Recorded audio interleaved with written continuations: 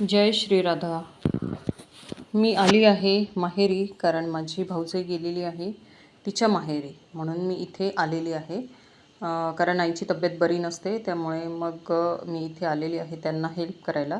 तर मी सकाळी उठले आहे, मला जायचं आहे ऑफिसला, भावालाही जायचं आहे ऑफिसला, आणि पाठीमागे मुलंही आहेत, त्यांनाही स्कूलला पाठवायचं आहे. तर आता मी उठल्यानंतर बघा, हे सकाळचं म्हणजे उठून थोडासा वेळ झाला आहे, तर हे सकाळचं सगळं मी शूट केलेलं आहे आणि माझं अंघोळ वगैरे झालेली आहे. आणि आता मी सूर्याला अर्घ्य देणार आहे. अर्घ्य देता देता मी आदित्य हृदय स्तोत्र हेही वाचत असते, कारण की सूर्याची जी एनर्जी असते ती आपल्याला नेहमीच आपली ग्रोथ करण्यासाठी इम्पॉर्टंट असते. आता मी सूर्याला अर्घ्य देऊन झालेला आहे. त्यानंतर आता रूममधला पसारा जो आहे तो मी थोडासा आवरत आहे.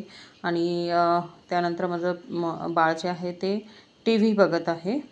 आणि आता हे पटपट सगळं काम आवरून मुलांचं आवरून मला जायचं आहे ऑफिसला. सकाळची बघा कोणत्याही स्त्रीची अशीच गडबड असते. पुरुष मात्र मस्तपैकी काही हेल्प करतात, छानपैकी हेल्प करतात, आणि काही आवरून जातात आपल्या आपल्या कामावरती. डिपेंड की कोणाला कसं आवडतं, कोणाला कसं वाटतं. तर आता मी घरची कामं बघा आवरत आहे पटपट पटपट, कारण मला लेट नको व्हायला म्हणून. आता मी स्वयंपाक करत आहे, आणि त्यानंतर मी मुलांचं आवरून त्यांना स्कूलला सोडवेल, आणि त्यानंतर माझं आवरून मीही ऑफिसला जाईल. माहेर जे असतं ना, खूप खूप सुख देणारं असतं. माहेरासारखं सुख कुठेच नसतं. कितीही सासरी श्रीमंती असली किंवा काहीही असलं ना, तर माहेरचं एक निवांत जे वातावरण असतं ना, ते खूप छान असतं. आता बघा, माझ्या जे पिल्लू आहे त्याच्या पायामध्ये काटा घुसला आहे, आणि माझी आई तो काढण्याचा प्रयत्न करत आहे. आणि तिने रडू नये, तिचं लक्ष दुसरीकडे जावं म्हणून मी थोडं तिच्या हातात मोबाईल दिला, पण ती अतिशय रडती, टोचतंय, कारण हे सुई पिनने काढत होते ना आई, त्यामुळे ती रडती, खूप रडती. पण काही नाही, नंतर मग मी तिला पकडून तो जोराचा काटा काढून घेतला. जीवनामध्ये कधीच कुणावरती अवलंबून राहायचं नाही. कधीच आपण अपेक्षा ठेवायची नाही की हा मला मदत करेल किंवा ही मला मदत करेल, हे मला आधार देतील. हा विचार कधीच करायचा नाही. माणसाने आयुष्यामध्ये नेहमी स्वतःची मदत स्वतःच करायची असते. स्वतःसाठी उभं राहायचं असतं. असे खूप आपण प्रसंग बघतो जीवनामध्ये, रोजच्या जीवनामध्ये, की सख्ख्यांना मदत करत नाही, सख्ख्यांसाठी उभे राहत नाही. हे तर कलियुग आहे, तेव्हा दुसऱ्यांकडनं आपण काय अपेक्षा करणार? जिथे सख्खेच एकमेकांची साथ देत नाही, तेव्हा जे फक्त आपण ओळखीचे जे असतो त्यांच्याकडनं तर काय अपेक्षा करणार? त्यामुळे माझं हेच सर्वांना, तरुण पिढीला आजचं सांगणं आहे की स्वतःचा मार्ग स्वतःच तयार करा. कधीच कोणावरती डिपेंड राहू नका. स्वतःची मदत करायला दुसरं कोणीच येणार नाही. आपण स्वतःची मदत करायची असते. स्वतःच रोज नव्या ताकदीने उभं राहायचं असतं. जीवनातला प्रत्येक क्षण, प्रत्येक सेकंड हा काहीतरी आपली प्रगती होईल अशाच ठिकाणी इन्व्हेस्ट करायचा असतो. बघा, म्हणतात ना, थेंबे थेंबे तळे साचे. आजचा छोटासा प्रयत्न उद्याचं खूप मोठं यश आपल्यासाठी घेऊन येऊ शकतो. हेच मला सांगायचं होतं. बघा, आज मी ऑफिसमध्ये पापड ठेवलेले आहेत, आणि आज सकाळी माझे बॉस आले, तर त्यांनी हे पापड बघितले. त्यांची म्हणजे काहीच रिॲक्शन नव्हती. म्हणजे ते मला काही रागवले नाही किंवा काही नाही. आत्ता मी जे तुम्हाला पापड दाखवले ना, असेच मी नेहमी पापड ठेवत असते. आणि आज सकाळी जेव्हा बॉस आले माझे, तेव्हा त्यांनी पापड बघितले, आणि ते त्यांच्या रुटीनच्या काम जे आहे ते चालू होतं. त्यानंतर त्यांना भेटायला एक व्यक्ती आले, आणि त्यांचं बोलणं झालं, आणि त्या व्यक्तीचं लक्ष सहज त्या पापडांकडे गेलं, आणि त्यांनी विचारलं की हे पापड ऑफिसमध्ये कसे? तर एखादं दुसरं बॉस असता, म्हणजे बॉसही खूप चांगले असतात, पण एखादं जर कदाचित रागीट बॉस असेल तर ते बोलले असते की मला त्यांनी बोलले असते, मॅडम हे काय ठेवलं? लोक असं विचारतात, तसं विचारतात. त्यांची रेप्युटेशनचा त्यांनी विचार केला असता की आमची एवढी रेप्युटेशन आहे, माझं एवढं ऑफिस आहे, आणि माझं प्रेस्टिज तुमच्या ह्या पापडांमुळे जाते, किंवा तुम्ही जो काही काम करता त्याच्यामुळे जाते. पण बघा, मी तुम्हाला आज एक्झाम्पल असं देते, लाईव्ह एक्झाम्पल, आत्ता काही मिनिटांपूर्वी घडलेलं. म्हणजे आजही माणुसकी जिवंत आहे, आजही या समाजात चांगली माणसं आहेत, याचं मी उदाहरण तुम्हाला देणार आहे. बघा, काही असतात की खूप प्रतिष्ठेला खूप हपापलेली असतात. त्यांना असं वाटतं की असं वागायचं, तसं वागायचं, माझी इमेज खराब होईल, माझी प्रतिष्ठा खराब होईल, किंवा माझी रेप्युटेशन, माझं स्टँडर्ड वगैरे ह्या गोष्टी खूप बोलल्या जातात ना. पण माझे बॉस जे आहे, अरे आज ते एवढी मोठी फर्म चालवतात तर त्या व्यक्तीने जेव्हा माझ्या सरांना विचारलं की हे पापड कुणाचे आहेत, तर त्यानंतर माझ्या सरांनी काय उत्तर दिलं माहिती आहे? माझे सर बोलले की हे हे जी पापड तुम्ही बघताय ना, हा आमच्या ऑफिसमधल्या ह्या मॅडम आहेत ना, त्या त्याचा व्यवसाय करतात.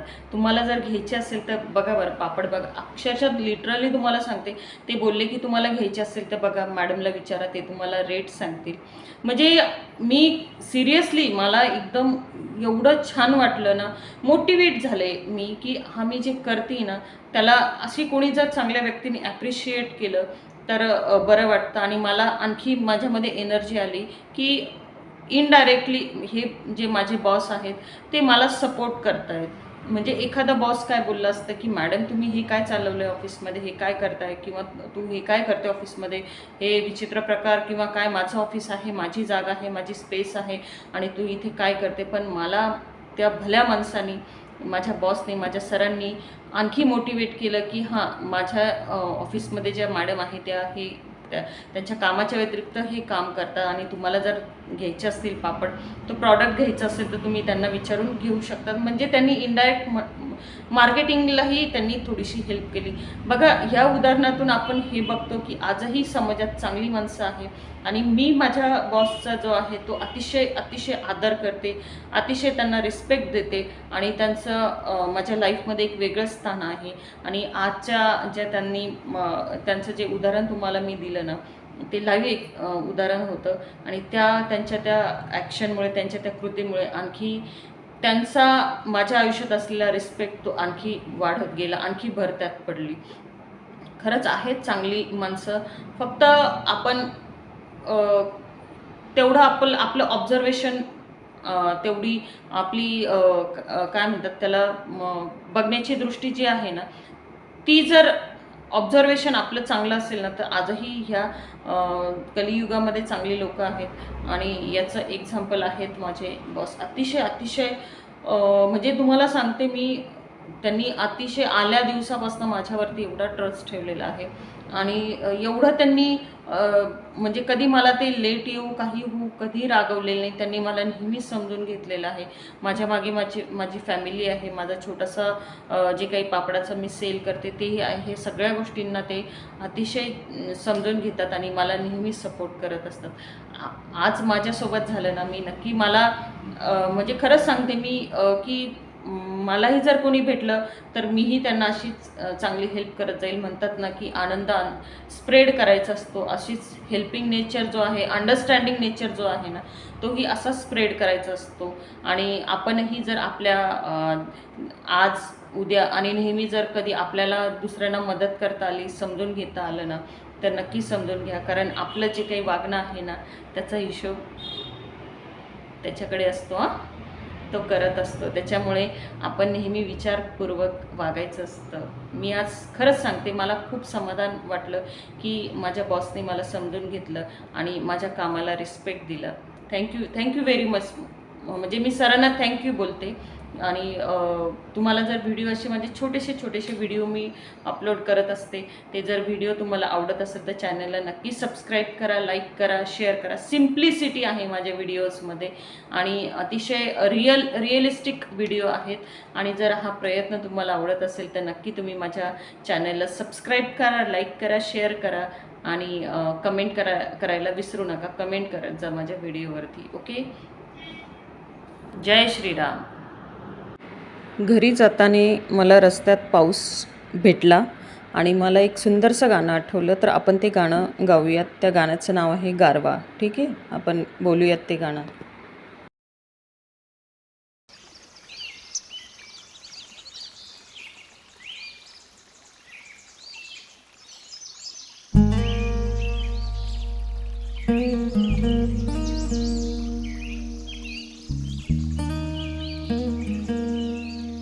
पाऊस पडून गेल्यावर मन पागोळ्यांगत झाले.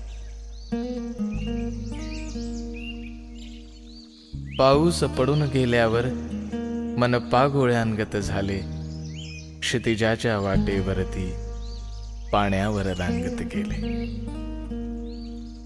थेंबांना सावरलेल्या त्या गवतांच्या काळांचा पाऊस पडून गेल्यावर मी भिजलेल्या झाडांचा. पाऊस पडून गेल्यावर मन थेंबांचे गारांचे आईस चकवूनी आल्या त्या डबक्यातील पोरांचे. मोडून मनाची दारे ही ओली पाऊल भरती. पाऊस पडून गेल्यावर या ओल्या रस्त्यांवरती. पाऊस पडून गेल्यावर मी चंद्र चिंब भिजलेला. पाऊस पडून गेल्यावर मी चंद्र चिंब भिजलेला. विजवून चांदण्या साऱ्या विझलेला शांत निजलेला.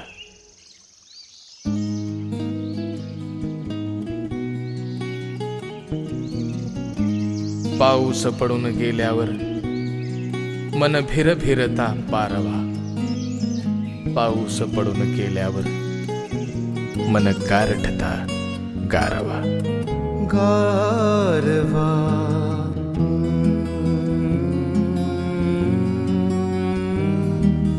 गारवा वाऱ्यावर भिर भिर भिर पारवा.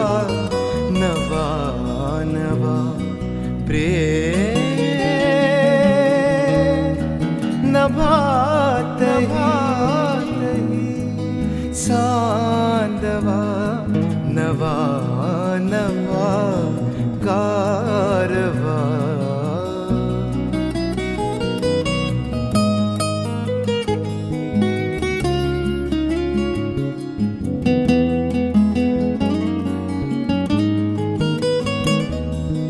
गवतात गाणे झुलते कधीचे.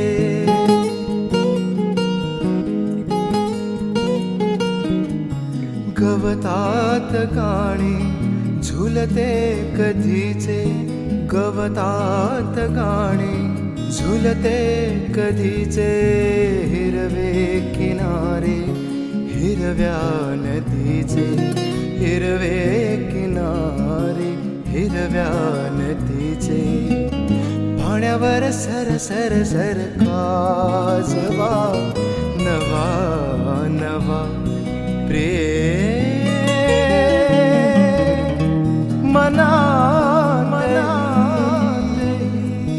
ताजवा. नवा नवा गारवा.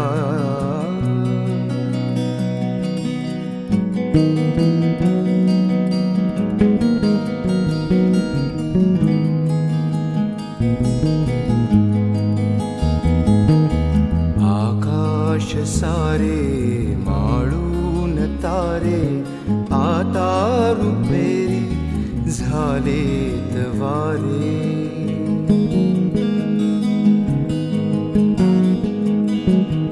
आकाश सारे माळून तारे आता रुपेरी झालेत वारे.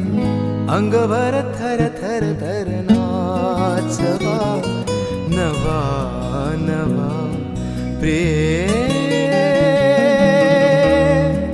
तुझा जसा गोडवा. नवा नवा कारवा. वाऱ्यावर भिर भिर भिर पारवा. नवा नवा प्रेम नभा